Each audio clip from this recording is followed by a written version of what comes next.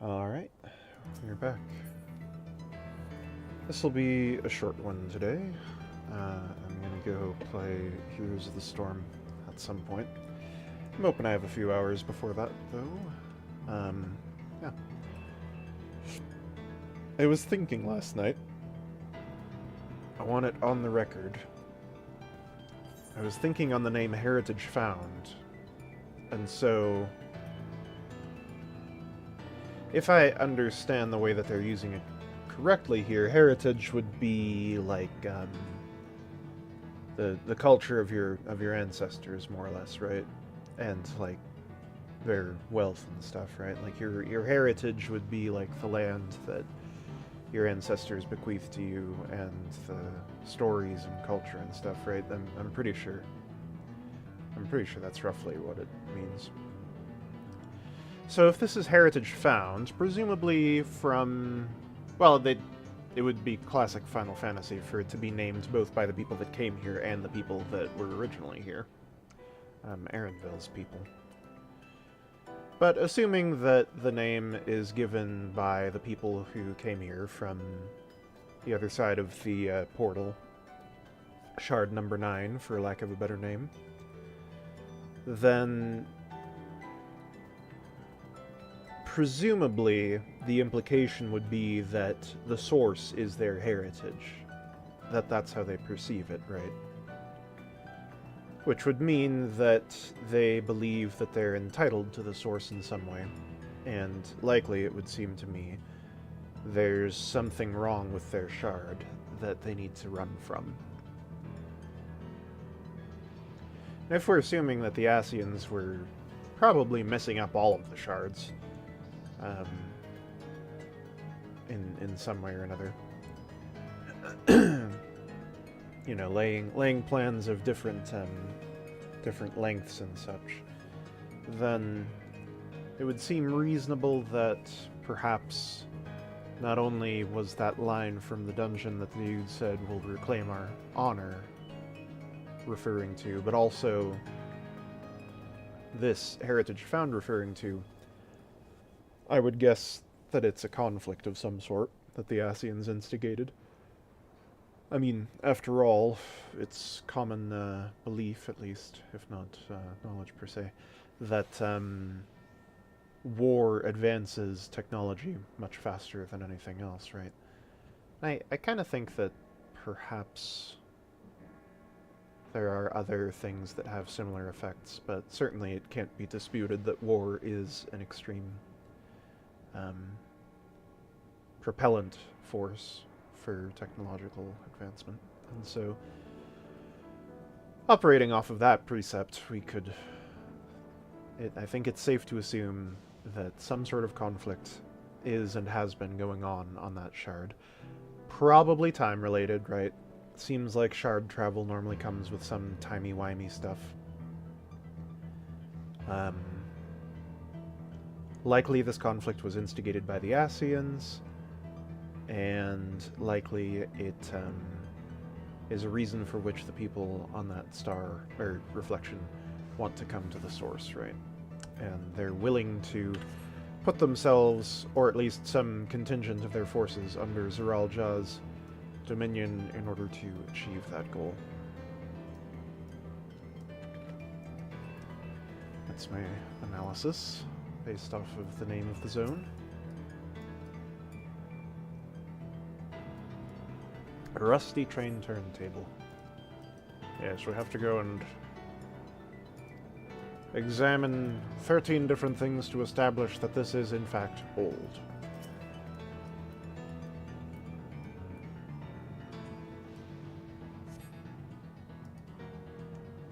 How do they deal with rust on train tracks, actually? That's something I've never really considered. I guess you just have railway inspectors, right? I mean, I guess rust isn't really a specifically different problem from, like, tree roots and, like, weathering and board rotting and stuff like that. Like, it's... Any one of them would need to... Any one of the things that could go wrong with this track would need to be watched out for, I suppose. But yeah, it would be interesting. Well, maybe it would be distinctly uninteresting, but it would be a unique job to inspect railways, I think.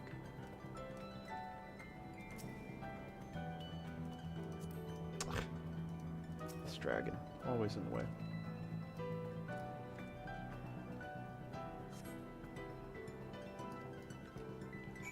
Rotting husk.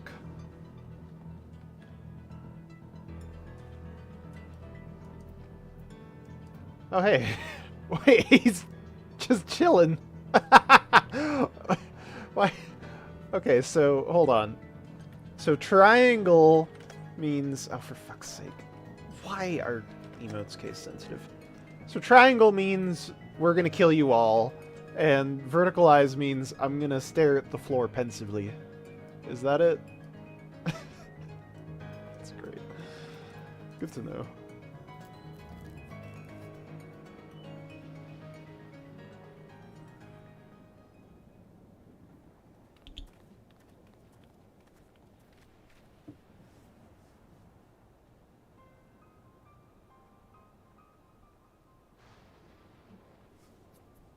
Oh yeah, I also heard the other day that there's... Yeah, cool. I like that. So what happens if I... Okay, yeah. Although I kind of wish that there were independent settings here, like, I don't know.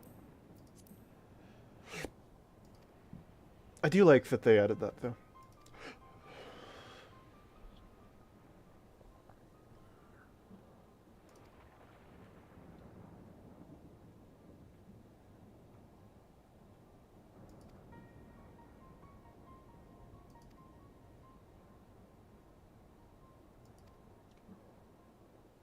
Well, we do have precedent for that, right?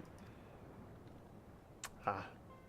Thank God we have Graha with us. Graha is the perfect, like, you can ask any question related to the problems that we're coming across, and Graha says, "Oh, hello. I have 100 years of experience dealing with bullshit."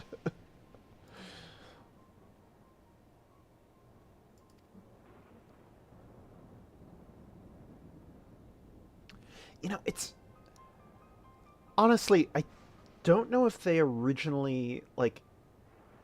I don't know how fleshed out and, like, how much between the lines they had figured out prior. The writers of the game, that is. Prior to, like, Endwalker and Shadowbringers, but... The two ideas that, number one, time flows differently between the shards. Number two, I think the only time we've had time travel was basically by going between shards, right? And number three, Heidelin created the shards, the reflections. Like, Heidelin created the rift. Or maybe the rift wasn't created, but she was able to, like, manipulate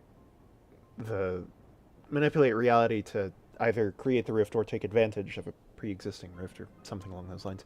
Either way, the fact that Heidelin created the reflections and time flows differently between them opens a lot of doors for some serious bullshit. Like, because we know that the ancients, like, Elpis was a pocket dimension, right? I'm pretty sure. I mean, at the very least, we know that Elpis, like, wasn't in space, right? And like it was on the planet. And there's no land that you can see anywhere around Elpis, right? So it would seem the most plausible answer is that it's a pocket dimension. And I think Athena also creates a pocket dimension when you fight her. So if the ancients have the capacity to do that, number one, and number two, Vana has the capacity to, like, instigate a barrier between places that causes time to flow differently. Like, there's so many implications for the kinds of technologies and magics that you could create with that, right? Like, you could create a time prison. Honestly, maybe that's what Pandemonium even was. I mean, probably they would have said, like, it would be a little problematic, I guess, if Eric Thonios was like in time prison for 10,000 years while 1 year had passed by outside. Although I guess the ancients were immortal, right? They chose when to die. They didn't die of old age, so they could do that. Oh my god, that would be a really funny retcon. Oh yeah, by the way, Erichthonios and Hesperos and everybody in there is like 2 million years old, just so you know.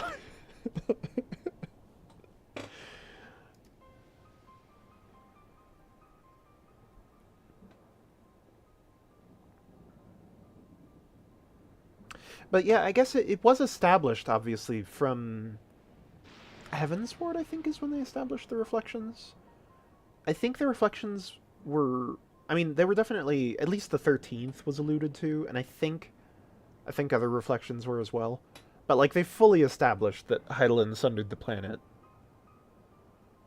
in Heavensward, right? Or was that not until the Emet-Selk PowerPoint that we learned that? I'm not sure.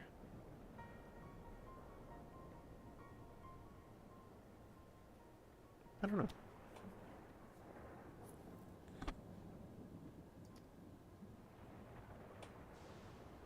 Yeah, the flow of time should be synchronized, but...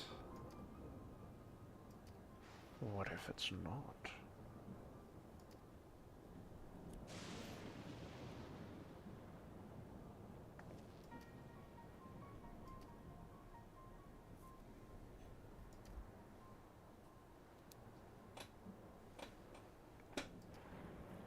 I also do kind of find it funny that, like... everywhere we've gone with the Scions for the past, like, 4 expansions, it's always been some magic bullshit going on. Oh, the Allagans created this device 3,000 years ago to moderate the flow of ether or whatever. And everybody's like, yeah, okay, yep, makes sense, yep. Because, like, everybody here has a PhD. Well, not everybody here. All of the Scions have, like, a PhD. Except for Estinian, I guess. And so it's really funny traveling, and I think Estinian has some similar lines, but it's really funny traveling with Wuk-Lamat and her, like, not having any context for any of the bullshit the Scions talk about. It's really funny. It's like a snap back to reality. Oh yeah! We're huge fucking magic nerds, that's right!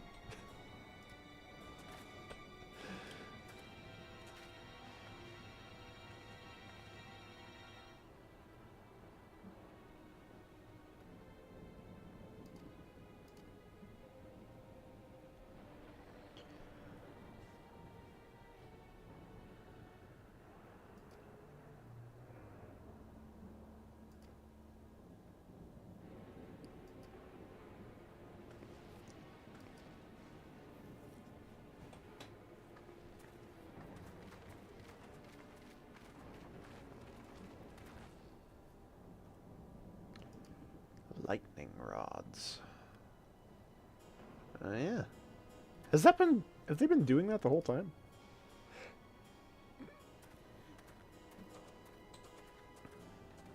Also, I like that Graha asks you to accompany him. Number 1, he's your biggest fan, and number 2, he's not gonna fucking get kidnapped this time, like everybody else in this expansion. And you know, Graha did actually get kidnapped once as well, but we were with him then, so that was nothing to do with him being on his own. It was to do with Emet-Selk being very overpowered. Oh yeah, look at that. They are doing that.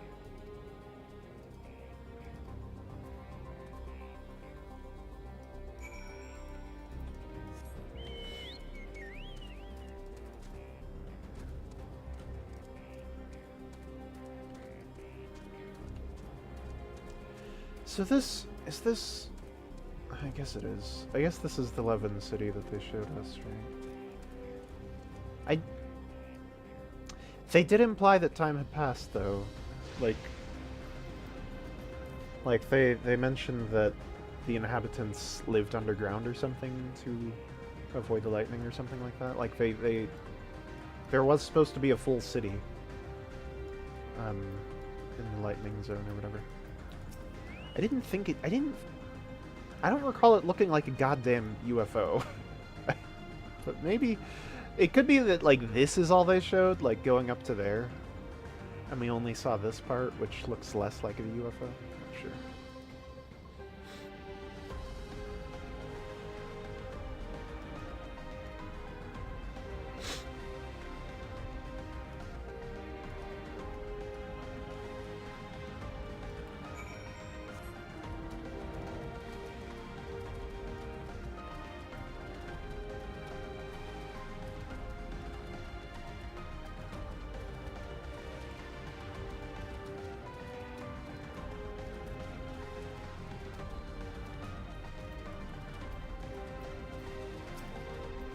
The music for this zone is very interesting. Like, there's just so much going on in the song.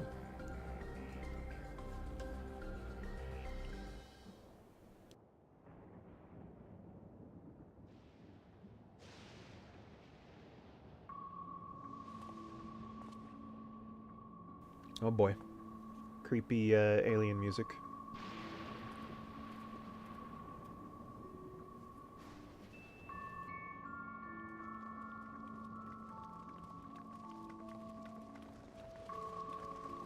Pretty sure the first time they used this song was when we were talking to the Aya, right?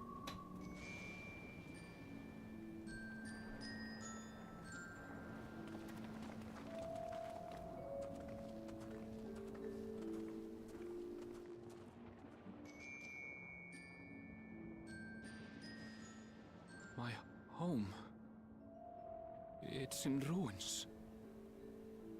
But why? What happened here?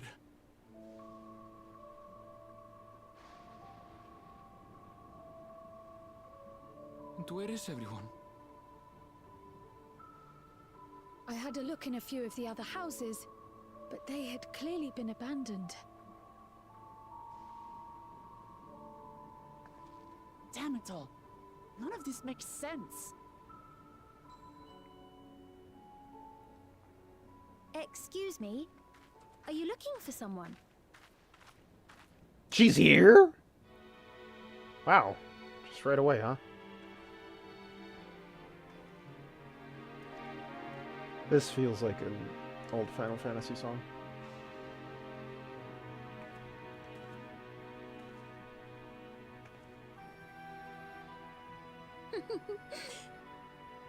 I apologize for giving you a fright. However, I did have reason to keep to the shadows. Sorolcha has told me a great deal about you. Oh boy. Sorolcha? Greetings, and welcome to the realm of Alexandria. I am Sphene, the Queen of Reason. This is 100% an old FF song. Queen of Reason? If you are the Queen of Reason, is there perhaps a... Yes, if you mean to ask if there is a King of Resolve. Zorulja holds that title, and together do we reign.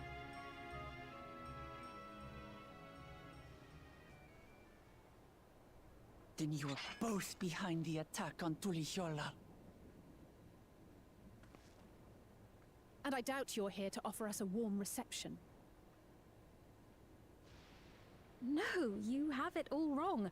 I am not come to fight. Zorulja rules alongside me, but that is a matter of expedience. In truth, we are at odds, he and I. It is at considerable risk to myself and my people that I come before you to beg your aid. What's with the fucking ass butterfly wings, dude? It's interesting Our aid. choice. I'll admit I cannot imagine King Zorolja is keen to share and share alike. But if what you say is true, you're still the queen.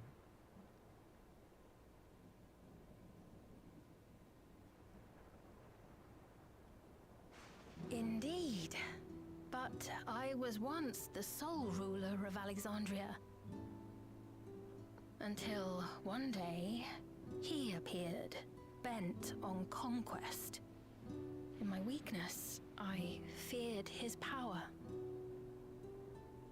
So I persuaded him to forego violence and strike a bargain.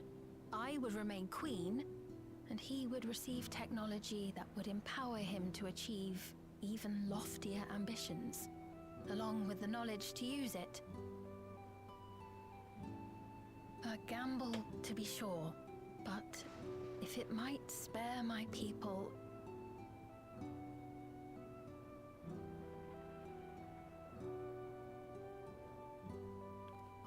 If I may, the dome surrounding these lands was erected but recently. How is it he was able to not only invade, but instate a new system of leadership in a mere matter of days?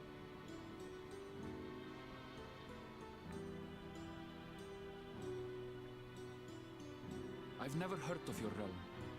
And this place is, or at least was, Yasulani. The house I grew up in is still here. But 3 years ago, that tower and these strange contrivances weren't. Nor was our village in ruins. Where did you come from? And what happened to the people who lived here? You must know!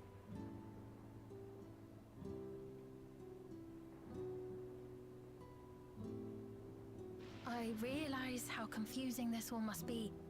Truth be told, I don't fully understand it myself. What I can say is that one day, people from your Tuliolol suddenly appeared here in Alexandria. Or perhaps it was we who found ourselves in Tuliolol. Until but recently, we were completely unaware of events taking place beyond the barriers surrounding our realm. Does this not remind you of the Crystal Tower?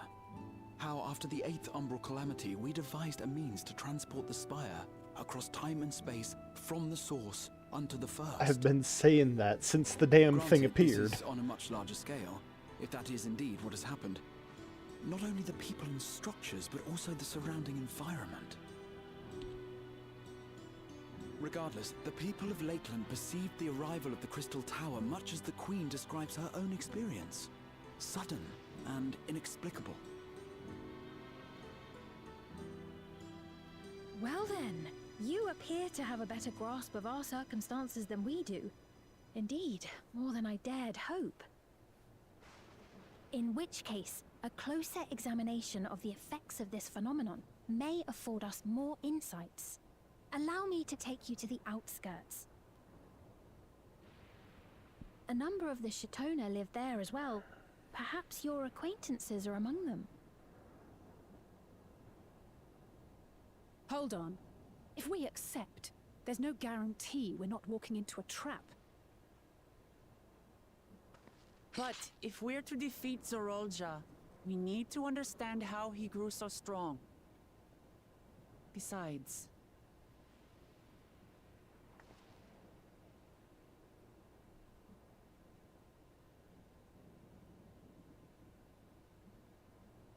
You're right. Queen Sphene, before we go, Your Majesty, I have to ask, did you really have nothing to do with the attack on Tuliolol? Noble Wook Lamart, shall we dispense with the formalities? I'll not deny the soldiers and airships that attacked your people are products of Alexandria.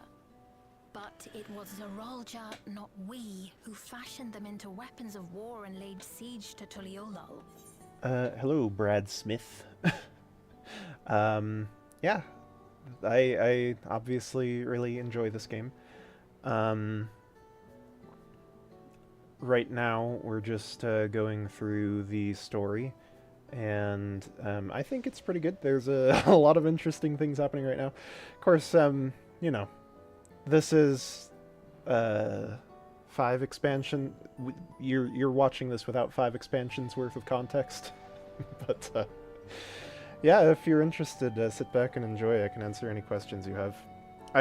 I'm not expecting really anybody to watch this, like it says in the description. I'm mostly streaming this because I want to have videos of myself playing through it, and I don't want it to take up like 40 gigs on my computer. But yeah, enjoy. I think that the story is pretty good right now. So he alone is to blame. No, I may not have prosecuted this war, but I nevertheless bear responsibility for it. Perhaps. I know next to nothing about you, let alone what you've been through. I have not played WoW, no. Well, So by all means, show us around. I think we'll learn a lot from meeting your people. not for longer than 5 minutes. Wonderful. If you would follow me.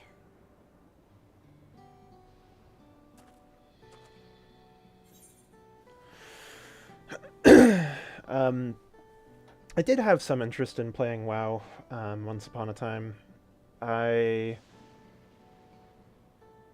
did not hear good things about, like, any of the expansions at the time that I was considering getting into it, and also it seemed like the type of game that would be more rewarding to get into with friends, right? And I didn't have anybody who played it, so I gave it a shot, but it didn't really hold much interest for me. This game I was sold based on the story from several podcasts that I follow. But there's also a lot of other good stuff about this game as well. All of the dungeons and trials, trials are boss fights. All the boss fights in this expansion have been very, very good. I can show you the combat system as soon as we get through this cutscene. It's, I think, fairly similar. Like, concept of global cooldowns is shared. And, like, mana, HP, standard RPG type stuff. I'll show you as soon as we get done with this. I think we're almost done with this cutscene. Yeah, that was what I was wondering about. Why is the queen out here by herself? Is that concern or suspicion? If things should take a turn for the worse, might I call upon your aid?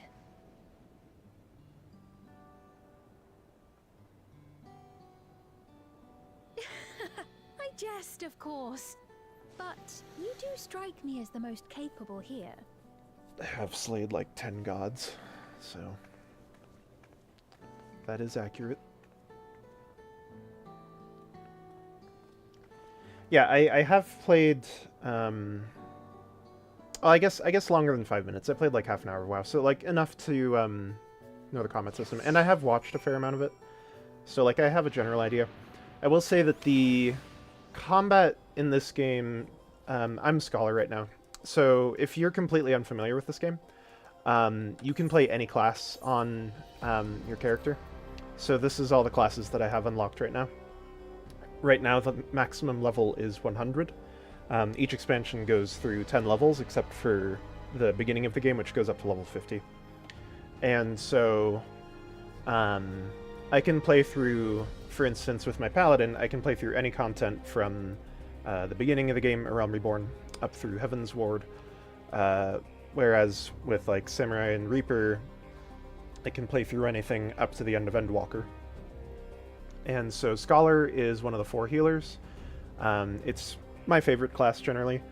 The combat in this game is not... It's not complex in the same way that WoW's is, because people will often liken the combat in this game to like a dance. By which I mean, most of the difficult fights in this game have more to do with your positioning than they have to do with the buttons that you press. And so by that token, the classes are generally pretty easy to play from like a level of what buttons do you press when. I find the most challenge comes with healers generally. I also liked Black Mage, but they changed it quite a lot in the most recent expansion, and I'm not sure how much I like it at this point. But healers generally feel the most engaging to me because the healing game in this game is basically about like using your heal buttons as efficiently as possible, such that you can spend the most amount of time doing damage, right? So I have 2 global cooldown heals, which obviously share global cooldown with my damage buttons. And then I have a bunch of off global cooldown heals, and by using those efficiently, I can be casting as few global cooldown heals as possible and as many damage buttons as possible. That's the optimization game, essentially. And I find that fun. So that's why I play Scholar. I can show you what the combat looks like, though, if I can find an enemy. I will continue on with the story in a little bit. For healer, spoiler alert, combat when you're by yourself is pretty boring. Because none of these buttons really matter except for chain stratagem, biolysis, and energy drain, and broil. So, well, and Dark Fort. So I can show you a DPS class, which is more interesting. Why would Samurai have... Okay, whatever. I'll show you Black Mage then. So like, for instance, with Black Mage, the minigame essentially revolves around synchronizing your triple cast and swift cast with your longest cast time spells, because each of these eliminate your cast times. And then you're swapping back and forth between two aspects. Yeah, I mean, efficiency is like the name of the game in most of these, I think.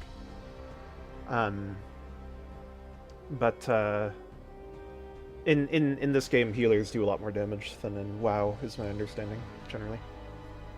Although I know that there's more, like, latitude for what you can do with each class, like, there's Shadow Priest and Discipline Priest, or whatever. I don't know all the classes, but I know that there's, like, they differ more radically in how they play than in this game. But so you can see that, like, my Fire 3 has a cast time of 3.3 seconds, and the global cooldown for all of my GCDs is 2.38. So in order to be more efficient with it and make sure that I'm not wasting time while my global cooldowns are ready, I can use triple cast to give my next 3 spells instant cast, and then I can do 2 Fire 4s. It's like my main DPS skill. When I do Fire 3, it'll throw me into Astral Fire at level 3, which increases the potency of all of these spells and Despair and Flare by like 80%, I think. And so you want to maintain Astral Fire until you run out of mana, at which point you shift into Umbral Ice, which I can show you here. And then Umbral Ice restores your mana. So you're shifting between high damage, extreme mana usage, and then into low damage and mana regen. Then on top of that, I have some other things that are going on. I have High Thunder is just a dot that used to be more interactive in the way that it worked. But every time I swap between Astral Fire and Umbral Ice, I get to use Thunder. And then I have Xenoglossy and Foul. Foul is just the AoE version of Xenoglossy, which I basically can get to use once every 30 seconds. And so I have a bunch of things that either have a cast time equivalent to my recast or longer. And then I have some things that are instant cast. And so if I want to be the most efficient with when I use my OGCDs, Ley Lines, Mana Ward, Swift Cast, Triple Cast, Mana Font, then I want to like use an instant cast spell before I do that. It's like that's how you play Black Mage. So my global, yeah, there are haste effects in the game. They're pretty few and far between. They've kind of been moving towards like a very streamlined and relatively low class diversity throughout the course of the game. So there did used to be a healer who could give you haste, but that doesn't exist anymore. No healers can give you haste at this point. Although the original reason for which they removed it is gone from the game now, because there used to be like a stamina system that all of your spells would have. Or, well, not your spells, but when you're on a physical class rather than a caster, you would have stamina. And if somebody gave you haste, you would run out of stamina super quick. But anyways, there's no haste that people can give you. There are some battles which give you haste. And then more importantly, there is a stat that will effectively give you haste. So the base global cooldown is 2.5 seconds. And then based on your spell speed, if you're a caster, or your skill speed, if you're a non-caster, you will have a shorter global cooldown. I think the shortest I've been able to, or I've ever seen it go is like 2 seconds. But there's also a class that specifically has relatively short recast timers, Monk. So Monk, you could get it below 2 seconds if you really spec into skill speed. Also, if anything aggroes to me, I will die immediately, because I'm only level 60 Monk. But yeah, so Monk has a recast timer of 2 seconds with a skill speed of 583. So if I got my skill speed to like 2000, my recast would be like, I don't know, 1.8 seconds or something.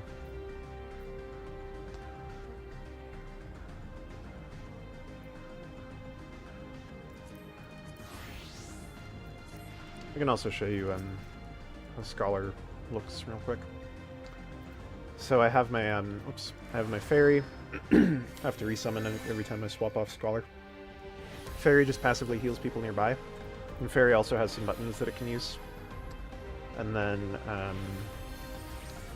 if I want to get into combat, I can use Chain Stratagem to buff my crit hit rate, actually for the whole party. And then that lets me use Baneful Impaction, which is just an AoE dot. I can also use Ether Flow to give me myself like a resource that I can spend on these 5 buttons, so I can use it for a heal, a damage reduction, and heal over time circle, or I can just use it for straight damage. I think so. Like the complexity of like the buttons that you're actively pressing, I think is probably comparable. But I do know that in WoW, you have like a talent tree that you can use, or whatever it's called. I know that like you can learn skills, so to speak, and like you can choose what skills you're learning. That doesn't really exist in this game. You just get skills as you level. So at level 1 as a scholar, well, technically you can't really be a scholar at level 1, but don't need to get into that. At level 1 you just have Ruin, at level 2 you just get Bio, level 4 you get Physics, so on and so forth.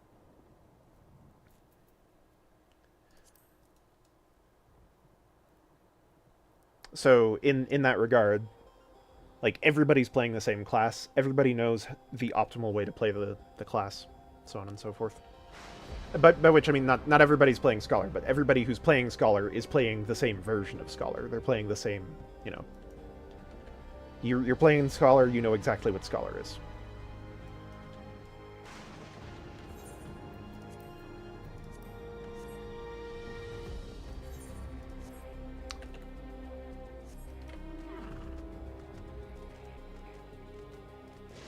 Also, incidentally, we're pretty late into this expansion's story right now, so I'm like, my guess is roughly 60% of the way through, so.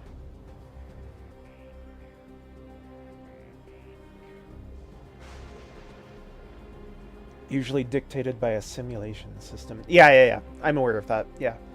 That's, I think, part of the idea with the design of this game. Because, like, in particular, a lot of the... I think they've gone a little too far in that direction, but a lot of the like, unoptimal things that you can do have kind of been taken out. So, like, Black Mage is a good example. They removed Sharpcast this last patch, along with reworking the way that Thunder and Fire works. Or, well, not Fire, but Paradox.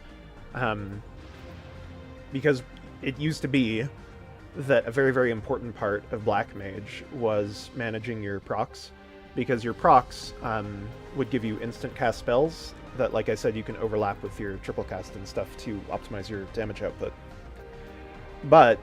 And so Sharpcast would guarantee that proc to happen, basically. But they removed the proc, which means that there's essentially no randomness to the way that Black Mage plays now. And so that, like, most optimal way of, like, when do I use my Thundercloud proc, which the way it worked was every tick of your dot, you would get a chance of getting a status effect that would make your next cast of it be instant and do its full damage up front, in addition to the dot. And so, by removing that chance, it now means that there's basically always an optimal time to press Thunder. You know, like, there is no question about what the most optimal is, like, or, well, I mean, there kind of is, but, like, it's obvious, right? Like, you always know that you want to refresh Thunder every time it's about to run out, every 30 seconds. Whereas before, you wouldn't know when your next Thundercloud proc would be, and so do you use it now? Do you use it later? If you use it now, you're only refreshing the dot while it's at, like, 15 seconds left. If you use it later, then you get the full dot, that sort of thing. And so, like, a lot of the classes have been sort of, quote-unquote, optimized in that way, to where it kind of feels like you're playing the most optimal build, so to speak. which I think with Pictomancer, which is one of the 2 new classes they added this expansion, it ironically kind of felt like they were moving away from that direction, because Pictomancer has some questions about like when you're using your motifs and stuff. And I want to see more, like, I want to be able to mess up in this game. It's too hard to screw up. That's why I play healer, because if I screw up, everybody dies, and it actually feels like I did something bad. But yeah, I'm I'm familiar with like Icy Veins and stuff. That yeah, this is all the classes. I've played all of them, obviously, as you can tell. You can generally, in my experience, get a pretty good idea for how a class will play by like level 40 to 60, roughly. And so by this point I would say that I know how every class plays, even though I haven't finished leveling all of them. You know, within reason. Like, I don't know every time when Red Mage gets to cast Resolution or whatever, but I do know that Red Mage is constantly just balancing white and black mana and then using it. So...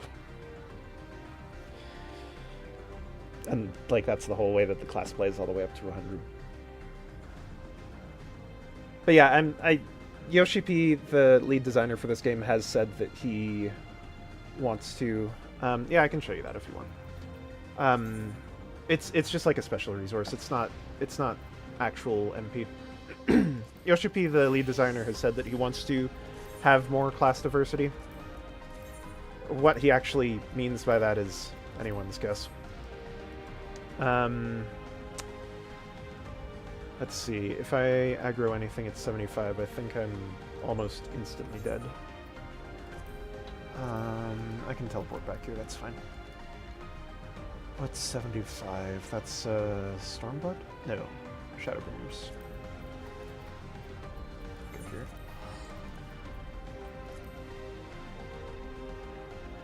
So you basically, every time you cast a spell, it's either white or black aspected, and depending on the aspect of that, you either get white or black mana, and then you use it on your enchanted weapon skill combo. It's actually a pretty cool class to play, but it just gets very, very like stale. So you can see that as I'm casting spells, this gauge over here is building up. My white mana is on the left, my black mana is on the right, and so every time, the way that I have this laid out is that basically the way this class plays, every other spell you cast is instant. And you have spells that take a short time to cast and spells that take a long time to cast. So obviously you're using your first cast on something with a short cast time, and then your second cast you're using on something with a long cast time, and you're negating that cast time. And so the way that I have it set up is my 2 spells on the left give me both white and black. My 2 spells on the right give me white, respectively, and black. And then my 3 spells in the upper bar have long cast time. My 3 spells in the lower bar have short cast time. The other part that is happening is that this one, and this one are AoE, and then this one, and this one are single target. So if I'm trying to kill a single target, I'll always start with a Jolt 2. And then depending on which of these is lower, I'll either go with Ferrero or Roof-Thunder. So you can see that I'm just balancing it out. So every time, you know, every time one is lower than the other, I just go for that aspect. That's the whole way this class plays. And then once I build up my black and white mana to 50, I will get the ability to use my Enchanted Riposte, Sverchow, and Redoublement. After I do that, it'll give me the ability to cast for Holy River Flare, which is white and black, as you might expect. And then later on it gives you some other buttons after that. But, like, you get the idea that I'm trying to get across is that, like, the classes do have different, like, ways that they play. They have different sorts of gimmicks, like dual cast and, like, the white and black mana, or, like, how Monk is faster. Black Mage has a lot of cast times. But they still tend to all have a rigid rotation. that is sometimes influenced by procs, like what you see happening here. Every time I cast this one, I have a 50% chance of being able to cast Verstone, and then this one corresponds with Verfire, which are just, like, better spells. So, like, that influences my rotation somewhat, but, like, there's always an obvious thing that I'm going to do. Like, every time I click my buttons, I'm going to go into a Jolt 2, and then, depending on which is lower, I'm going to go for Thunder or for Arrow. Unless I have one of these available, in which case I'll do that, and then over Arrow or for Thunder. And then I'm using these on cooldown, basically. As well as these. And that. So the way in which the game is interesting is in keeping your optimal rotation going while simultaneously dodging a lot of shit. So the hard content in the game will generally be very, very punishing if you're in the wrong place at the wrong time. And so being in the right place at the right time while also remembering whether you're supposed to be casting a Verthunder or a Verfire or whatever, that's the skill expression for this game, essentially. And then, you know, in the case of healers, the skill expression sort of on top of being in the right place. Rather than pressing the right damage button, your only thing is that you want to be refreshing your dot every 30 seconds, and then you're just basically casting your basic damage the rest of the time. The optimization is in, am I using, for this specific attack that the boss just did, am I using a Sacred Soil, or a Fey Blessing, or an Indomitability, or some combination of those? Which I generally find more engaging than am I casting Verthunder or Verarrow. I would say that we could, that I could show you a dungeon, but it'll be a while before I get to the next one. I mean, I suppose I could go do a solo dungeon right now, but I do want to get some of the MSQ done today. I only have a short while to play before my Heroes of the Storm team wants me to play with them.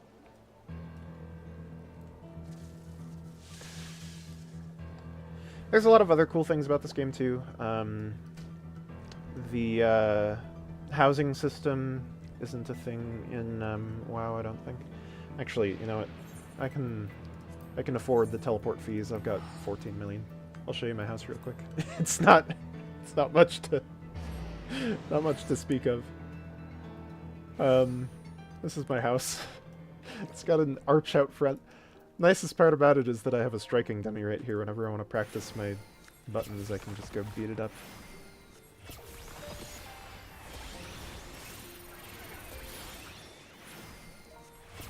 And then if I go inside my house, I have some NPCs inside that are useful.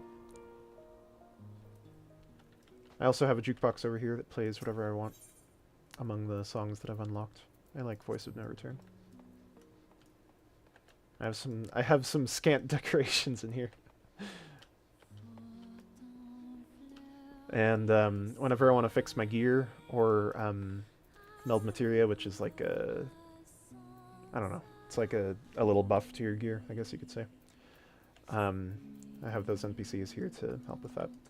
And you also have like spare inventory in your retainers. They'll hold items for you, and they can also sell items and stuff. So I mostly just own this house for convenience, but I can show you that you can do some pretty zany things with the decorating system. Trying to remember who has the fanciest house. I think it's this person.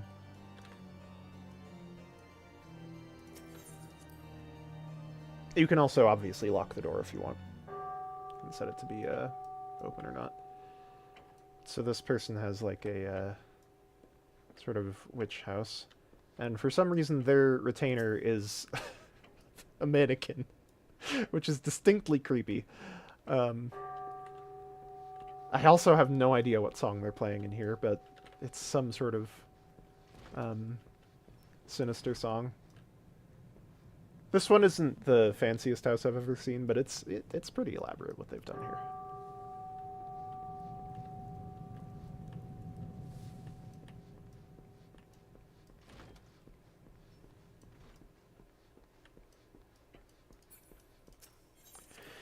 Then there's PvP, and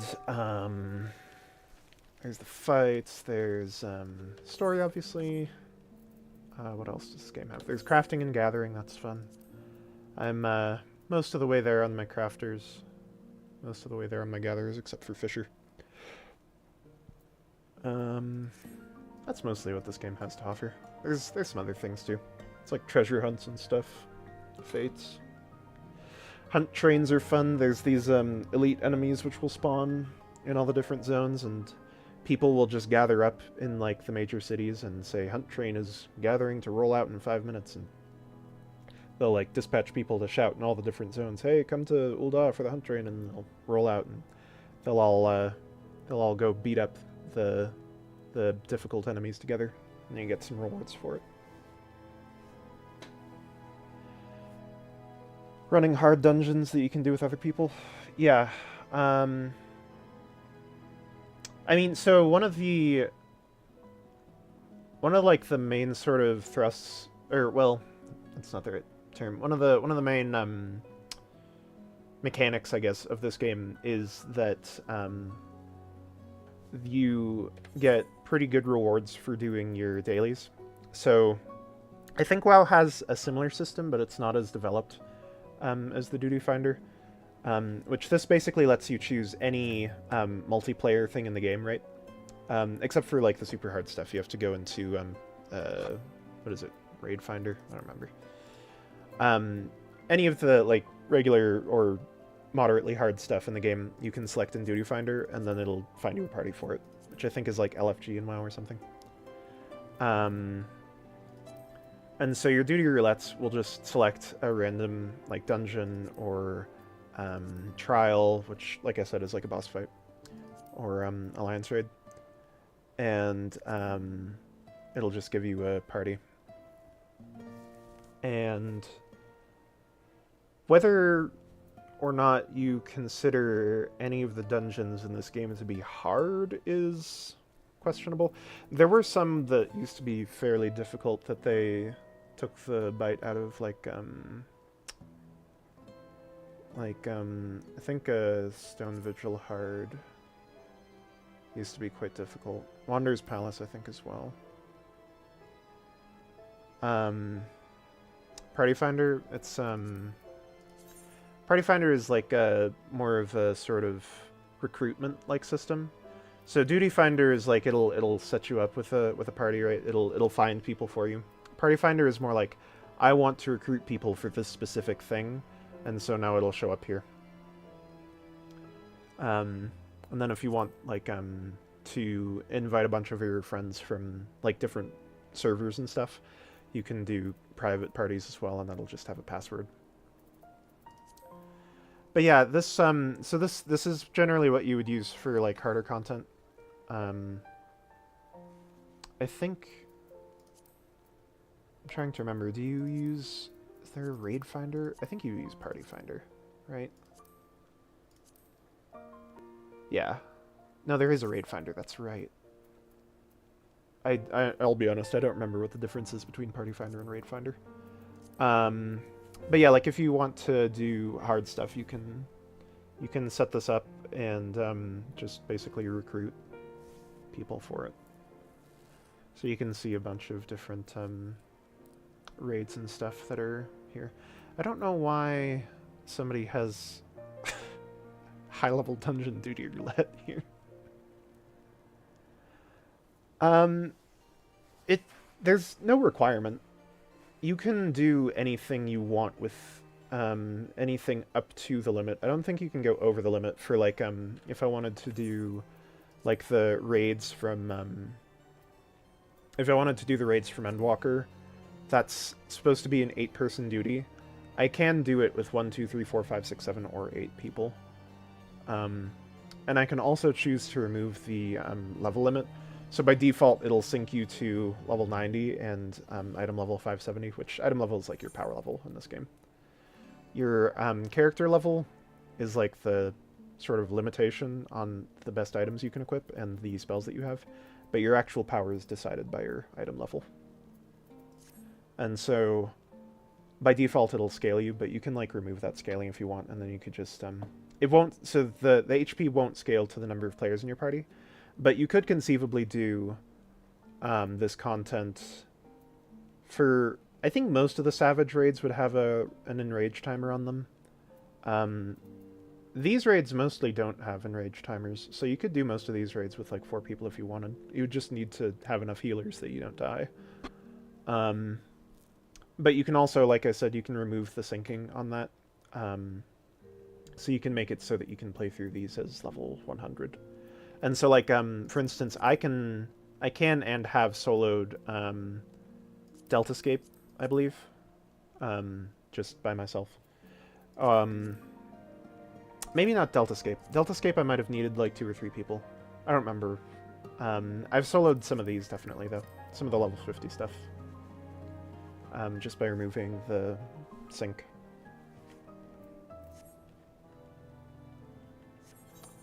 You can also, there's also Blue Mage, that's a thing. And there's going to be Beastmaster, which I don't know how that's going to be compared to Blue Mage. But Blue Mage is, I think, pretty overpowered. I honestly don't know. Blue Mage is really weird. Because Blue Mage basically just, like, steals spells from enemies. And,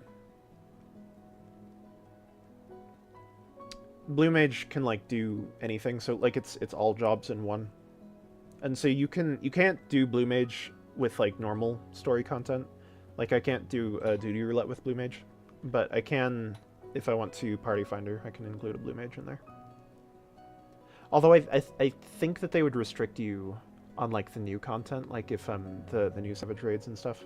Yeah, you can tank with Blue Mage if you want. I haven't played the class enough to really understand it though, so like I don't know if you would want to do that. I think it's overpowered in every regard, but I don't know. But yeah, Blue Mage is like something that you can pull out for if you want to do Party Finder stuff. The game will lock you from doing that for regular content though. Yeah, I mean, I don't necessarily know that this is the best game if you're interested in the endgame stuff. I think there's probably some social features that would make this game appealing.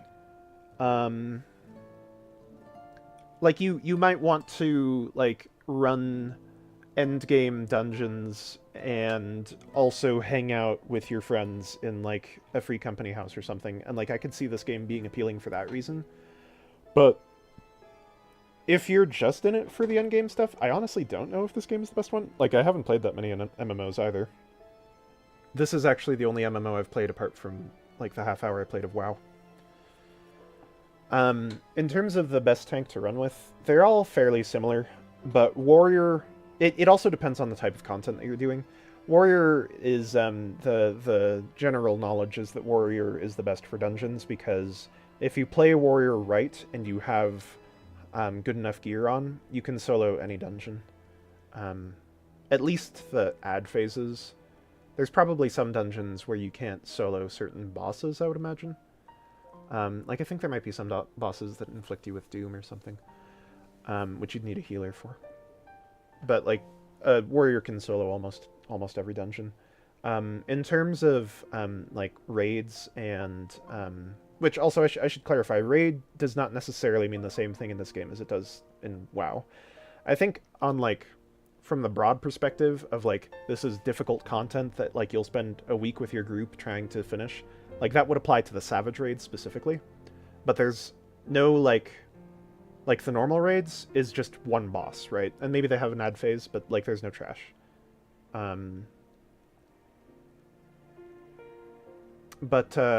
Yeah, the best tank will change depending on the fight that you're specifically talking about and how good that person is at playing the tank. I think it would generally be Warrior or maybe Gunbreaker. Honestly, I don't really know, because, like, they're similar enough that I would have to be very experienced with doing the high-end content to really tell you, and I'm not. I've tried doing one extreme trial and, like, 2 Savage raids, which... Trials and raids are very similar. I think raids just scale higher in difficulty is the difference. I'm not sure, honestly. But I've never cleared an extreme or a savage apart from just cheating with unsynced content. I haven't had the greatest experience with Party Finder, and I am looking for a static to run with for Dawntrail. I do want a static group. But from what I've heard, I think it's usually Warrior, Paladin, or Gunbreaker are all pretty good. But I think Gunbreaker does the most to help the healers out, followed by Paladin. And Warrior is the most self-sufficient, so you don't need to worry about Warrior as much. Dark Knight, I think, does the most damage. Maybe. So, if you're not concerned about surviving, then I think Dark Knight might be best. But these are all very small differences, you should understand. Like, every tank has some ability to give their teammates some degree of damage reduction and shielding or healing. It's just that some have a little bit more than others. So, like, that's why in my regular duty roulettes, like when I sign up for high-level dungeons duty roulette, I don't care what tank I get. It's not really going to matter as much as their skill. Like, I'm going to notice way more if they suck at tank than if I get a Dark Knight as opposed to a Warrior or whatever.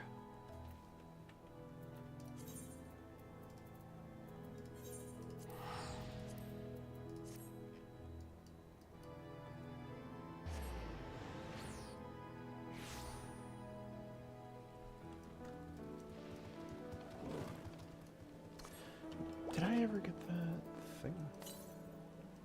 I don't think I did. It was over there, right?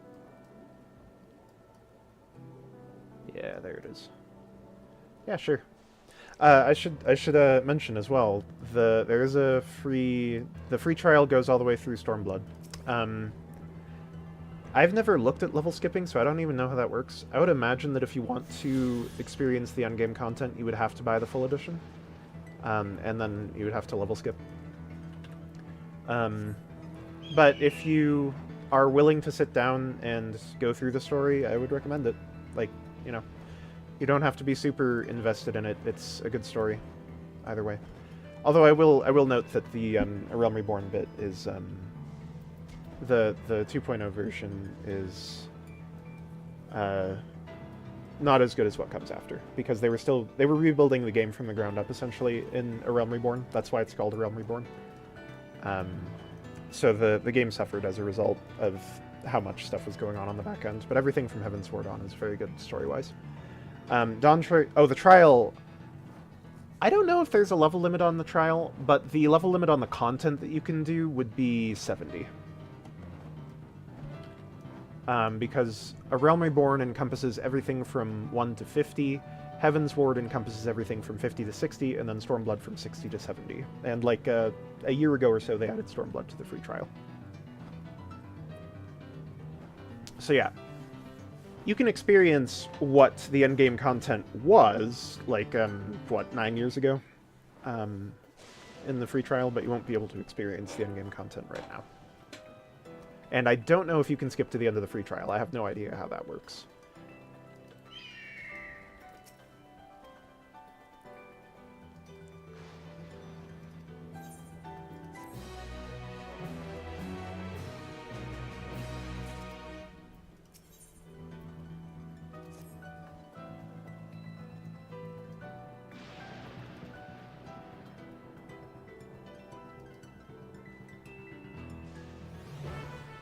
Yeah, it would likely be a good idea to do that anyways.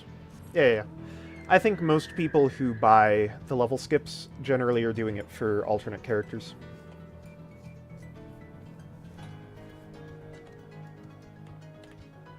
Of course, you can also just level up to 70 on your own. I think it wouldn't be as fast as if you did the MSQ, but you can do it without touching the story, if you want. You wouldn't be able to access any of the Stormblood or Heavensward zones without doing the story, though, I don't think. Of course, the story is much faster to get through if you skip all the cutscenes. Which, for some people who play this game would be it's sacrosanct for me to even consider the possibility. For me to countenance such a thing is heresy to some people who play this game. But I don't begrudge anybody their tendencies. If you're not interested in the story, so be it. That's you do you. Just a forewarning. Some people don't like that.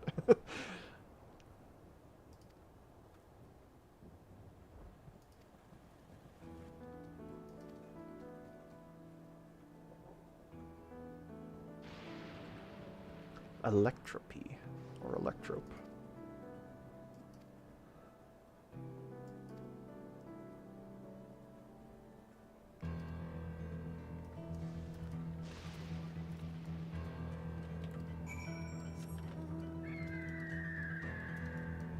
I can also, if you want to see it, I can do one of the dungeons that I just went through. There's 3 in this expansion that I've done thus far. I think there will be 2 more, if I'm not mistaken. I think there's 5 total in the release day version. And then there's more that they add in through the interstitial patches.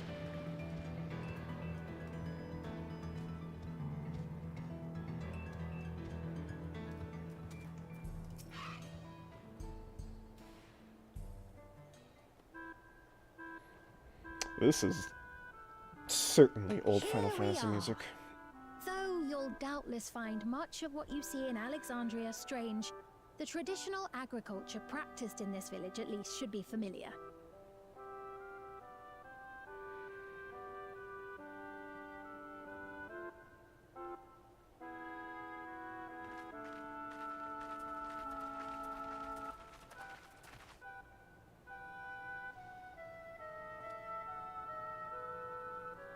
Queen's Fiend? What business brings her here, I wonder?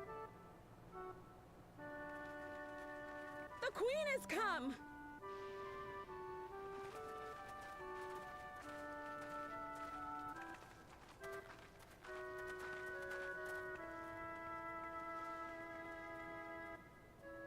You look well, Paquine.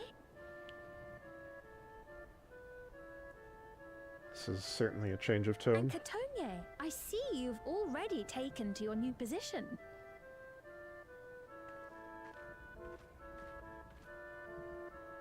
When she introduced herself as Queen, I was expecting someone colder. Honestly, she reminds me of you, Lamachi. Me? It's only natural for a ruler to love her people. And I should like to know them as best I can, even the most trifling details. The more you come to know them, the more you grow to love them. Who they are and what they've built. That's it. Beautifully put.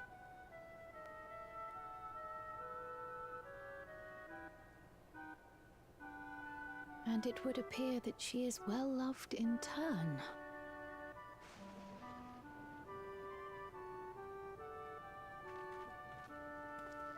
Your Majesty, you honor us with your presence. Oh my god, all the American accents out And here who are throw me these off fine people? so much. At least they're consistent. Tuliola's vow of resolve Wuk-Lamat and her companions. They come from beyond the barrier, but you needn't worry. They are good people and are to be treated as my honored guests. The rumors of a link to the outside are true, then. Wuk-Lamat is still so young. Where are my manners? I am Popone, a leader of sorts of the people living out here. Papone? That is a ton of Wachtenrig to it. Right you are. I take it you hail from this region as well? Teshpiani, perhaps? Yes, I do. I don't suppose you know a woman by the name of Kafkiwa? Kafkiwa.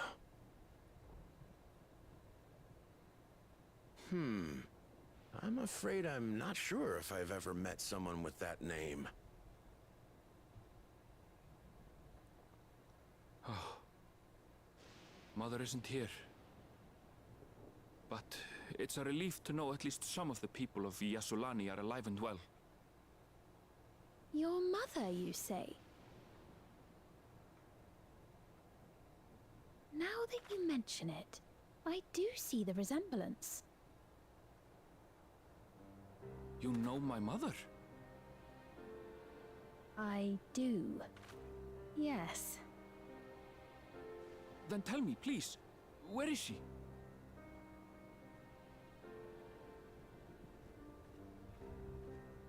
I cannot say. Not here, but I promise I will in due time. That guy has the triangle. So he's aggro? He's not got the happy eyes. I have a question, Pepone. Do you recall what happened the day the dome first appeared? The barrier? Well,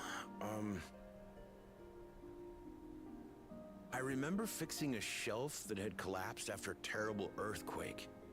Then the ground began to tremble. There was a brilliant flash of light, and then... Forgive me, my recollection of it all is rather poor. You needn't push yourself, Pepone. After 30 years, no one could blame you for not remembering. We're still 30 surprised. Years? As in 30 years in the past? It's clearly time travel. Absurd though it may sound, there is no doubt in my mind the events that led to the joining of our lands occurred 30 years ago. Which is not to say I understand why our perceptions of the intervening time are so radically different. We only just became aware of the discrepancy when Zoralja's military base was completed, and we were at last able to venture beyond the barrier.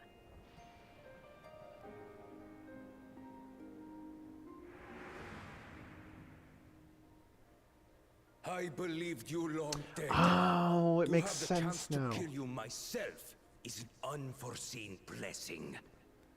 So that line was supposed to be nonsense until this moment. 30 years. Little wonder Zoralja assumed our father had already passed away. It's not unlike how time passes differently in the First and the Source. The fluctuating space of the rift between them disrupting temporal equivalence. Perhaps the same holds true here, and time flowed faster within the dome.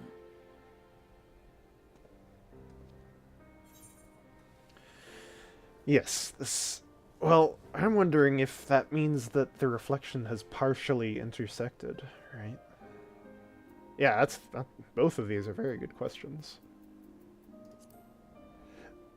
He's probably going to answer both of them. I cannot say for certain, but I strongly suspect that to be the case. And based on the Queen's account, this encampment may have come to serve as a physical bridge between the two planes, after which the dome was forced into the Source's temporal flow.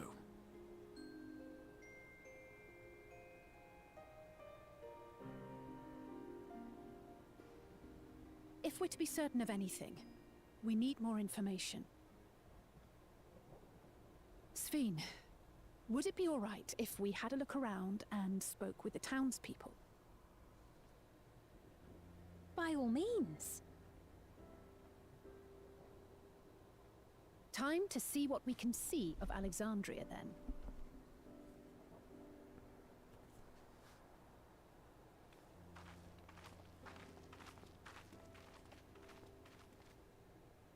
And its people. I may yet find familiar faces among the survivors from Yasulani. Even if I don't understand the half of it, I would learn more of this place before we confront Zoralja. Perhaps you'd care to see how we make our living. Though we have always prided ourselves on the use of traditional Tonawatan farming methods, the use of electro-fueled technologies has led to countless agricultural innovations. I would join you as well. Ma'am, please, you needn't trouble yourself. It's no trouble at all. And I promise not to cause any manner of distraction. What has she got on her? Reassuring words, or they would be had I not heard them countless times before. Very well, but do be careful. Of course. I shall proceed with the utmost care. Now then, if you two would follow me, we can begin the tour. The ghosts in the printer.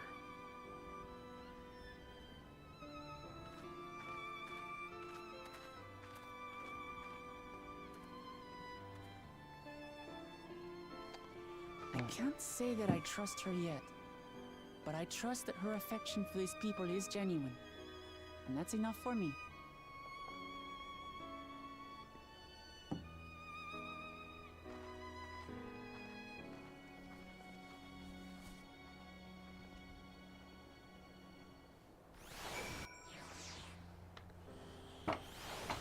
I need to... Okay. I need to spend some time staring at her chest, I'm afraid. Hold on. Alright, what does this say? Can I see it? Oh my god.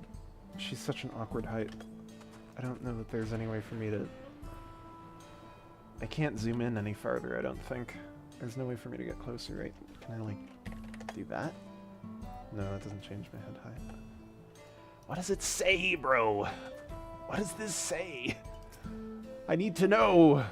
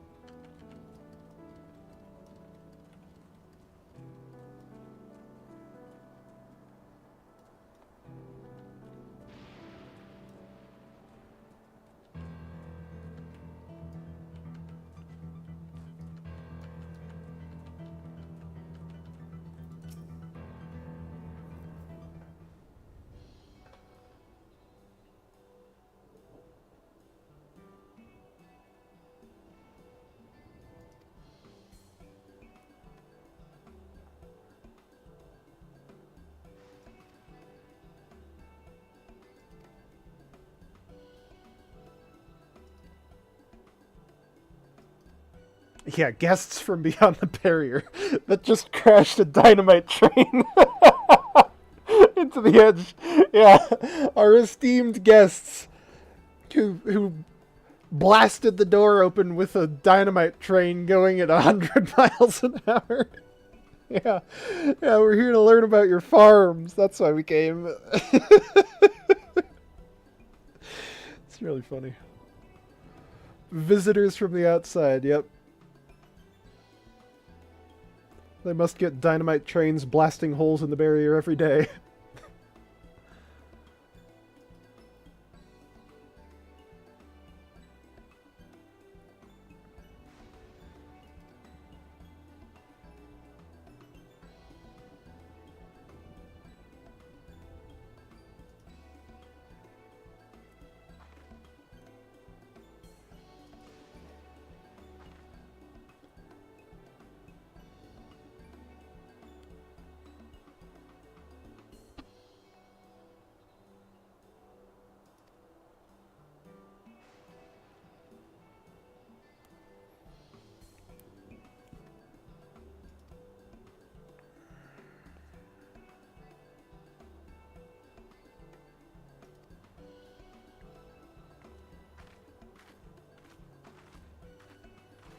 I hope I can make it to the next dungeon tonight.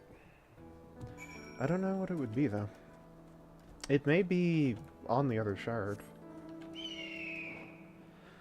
The other question is Solution 9 on the other shard? Or is Solution 9 just beneath the city here?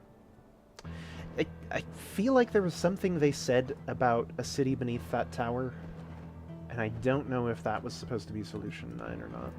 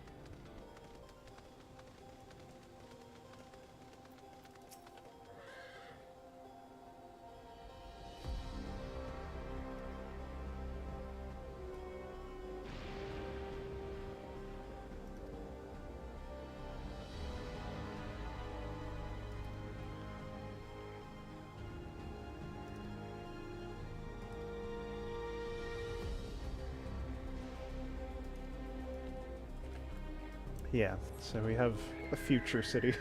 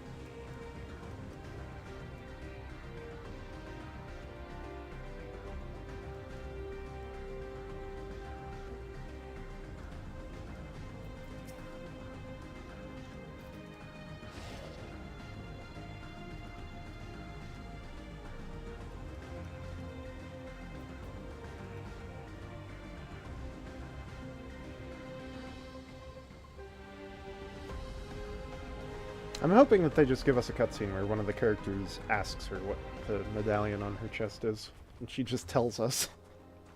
Because it's going to drive me crazy if I don't know. And I have to just find the best cutscene angle for staring at her chest.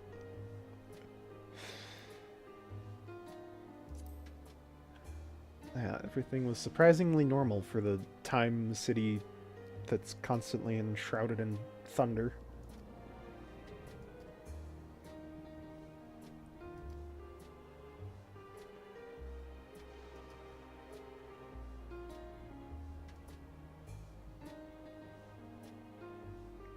Wow. Already.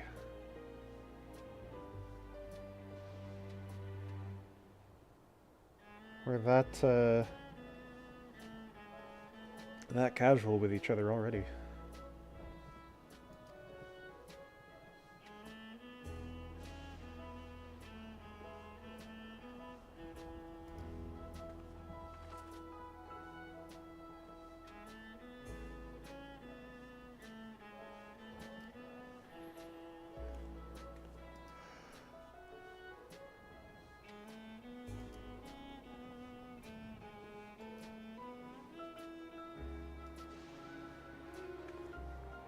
Okay, do not.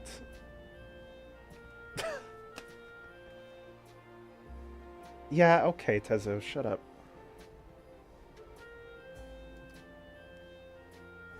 Did you even message me on Discord? I'm waiting for people to actually get in voice. Oh, you guys are in there now. Okay, you did. Yeah, alright, I'll come.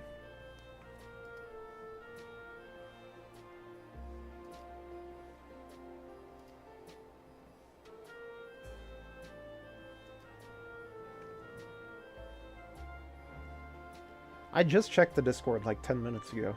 There was nobody in there.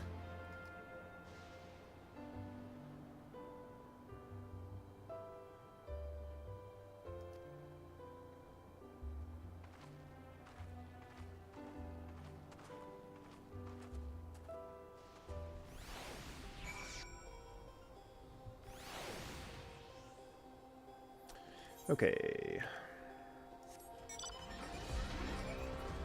Let me get back over here, and then I will be done.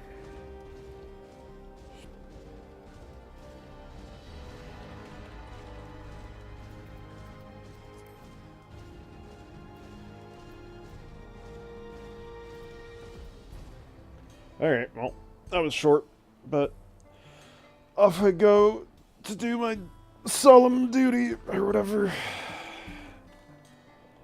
Alright.